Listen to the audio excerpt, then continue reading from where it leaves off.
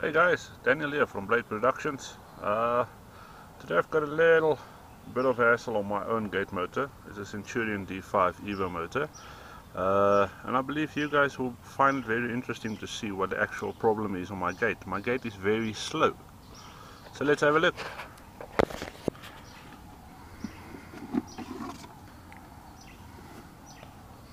Okay, as you can see, this is a very old PC board.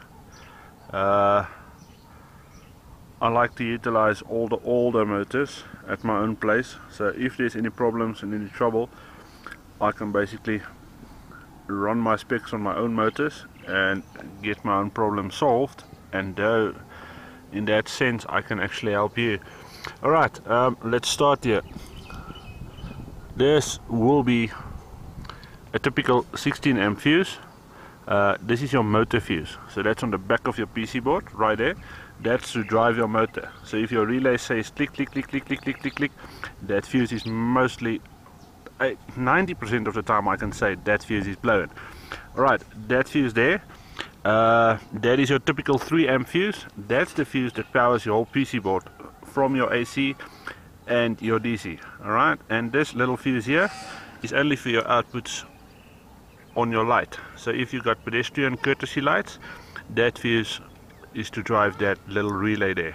Alright, why my gate is slow, I've tested my charging DC, AC, DC terminals, and perfect match. I've got my 13.6 volt, so my charging is definitely working, and I know for a fact that my AC is working, as my outputs and everything on my power supply is working perfectly.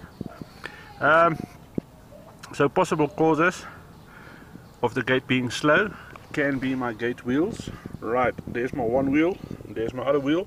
I've replaced my 60-inch wheels with 80mm wheels, so obviously that wheel is not working, that wheel is not in the equation, so that can't be my problem.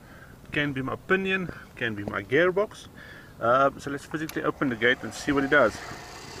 You can see it's slow, so it could be that my DC is getting low, could be that my battery is running low. So remove your battery, take your battery out of the equation, test your battery, make sure you got amperage. The easiest way to test your battery is take a normal car 12-volt car globe, make sure that that globe stays bright for more than a minute, then you know your battery is definitely not the problem here.